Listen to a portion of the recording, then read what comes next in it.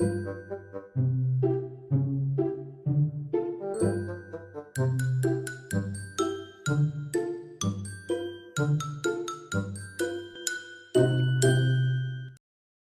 Ms. G's class.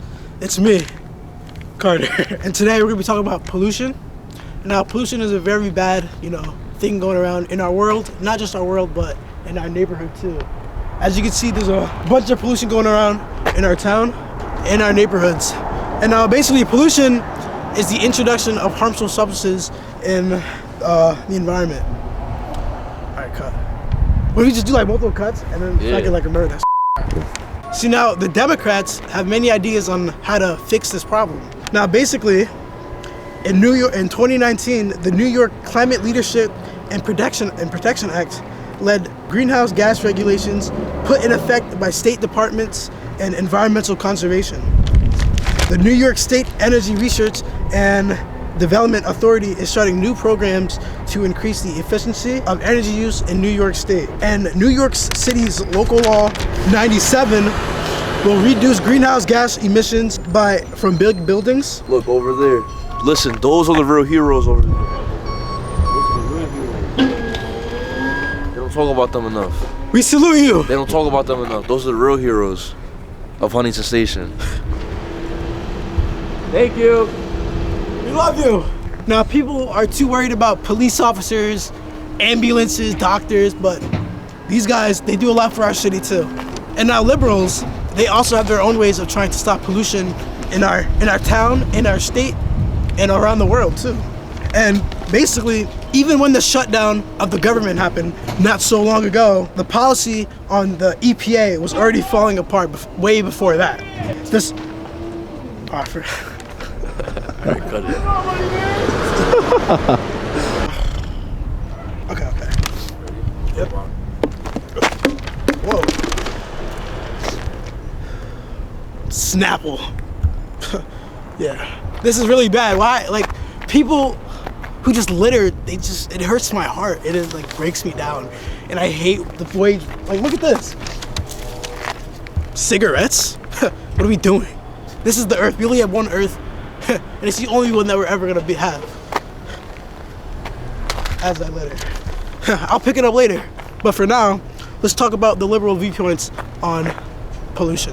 So now basically, the Supreme Court case, Sackett versus the EPA, they were able to win that case and reduce the clean water coverage on the wetlands. But after that, New York made it so that the protection to the wetlands are increased to 1 million acres in 2024. But sadly, the Supreme Court reversed the EPA's Good Neighbor Plan regulating air pollution, which ended up increasing the pollution in the states. Wait, are you done? Yeah, that was it. Oh, you have one more? Yeah. What is it? In 1971, New York banned DDT, which was a commonly used pesticide in your fruits and vegetables. But it was later found to be carcinogenic, so we got rid of that. And in 2019, New York banned the use of single-use plastic bags in your grocery stores because people would just throw those away in the ground, on the street, and it would just like harm the wildlife and the oceans. And that's why we got Save the Turtles. I bet. Hi, I'm Jaden, Carter's teammate, fellow member of Period 8, Participation in Government. Today we're going to talk about the public opinion on polls for pollution. Now, 54% of New Yorkers report the feeling that New York City is more polluted than any other city in the U.S. Their vote is most agreed upon with our fellow Gen Z members, they being 65% more than other generations, emphasizing that they don't really see it as much of a problem, which is not okay because obviously it's a problem. Another poll from another article shows that 71% of New Yorkers would vote yes on a $5 billion clean water and clean air bond compared to just a 24% saying no. What's wrong with that 24%? Carter, what's wrong with that 24% saying no? What's good with them? They're evil. They just like pollution. What's good with them? Those people, they're dangerous. Those are the villains of our society. Unlike those those garbage men back there, the real heroes.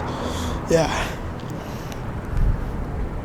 The poll further found that waste management, right, and deteriorating transportation infrastructure has. Oh wait, cut that. I lost. See this? Something has to be wrong with this. I don't know how it would relate to pollution, but this is this is so nasty that it has to do something with pollution. Anyway, back to the polls. The poll further found that waste management and deteriorating transportation infrastructure capture the most attention within pollution. That means cars, buses, rotting houses. Those are the real problems with pollution. With 80% and 77% of respondents calling the problems extremely serious. I think that says a lot. Nearly 2/3 of those polls are also labeled water pollution and aging dams. See these? See these leaves? See this wood? It's not good. In terms of public concern, these entries each ranked above other matters such as state taxes and traffic congestion. Do you know what that means? It means people consider this more of a problem than you doing your taxes, more than the IRS. They consider this more of a problem going to work at what? You going to LIE? You going to work? Going to the city? 9 to 5. Not for me. You see, pollution is worse than that. Now we're going to talk about the impact on daily life. The effects of air pollution on the human body can have a massive toll. We can talk about, the lung pollution, lung damage, messed up.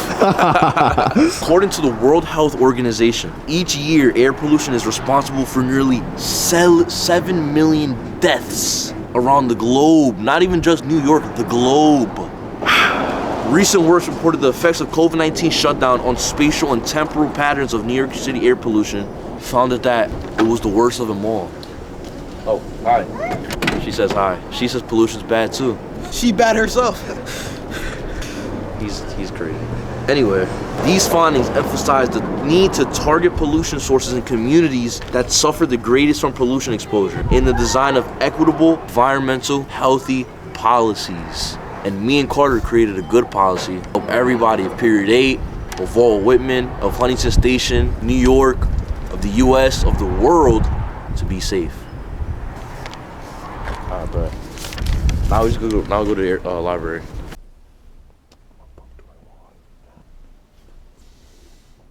Hey, I didn't see you there. Today I'm going to talk to you about our policy proposal. Me and Carter came up with that steam. Pollution in New York City harms the environment as well as residents' health. Major causes such as car emissions, trash, and industrial waste.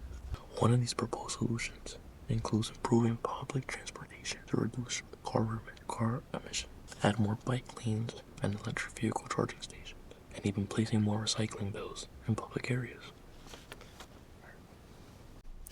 Hey, it's me again, your friend Carter. Now, I'm back to talk about the rest of our policies on pollution. Now, basically, what we want to do is educate students and communities about recycling, because recycling, reduce, reuse, recycle is very important everywhere, because the benefits of that, you will have cleaner air and cleaner water. It smells like pollution. Educate your kids, educate your families, because it stinks and it smells like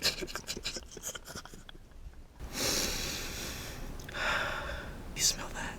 It smells like pollution and it stinks. It's disgusting. This is why we need to educate our children and our families and our students on this subject. We will also have cleaner water. Literally, not so long ago, our kids were getting lead poisoning from our water fountains. It's disgusting, it's dirty, and it's nasty. Your kids are sick because you don't know how to recycle or reduce or reuse.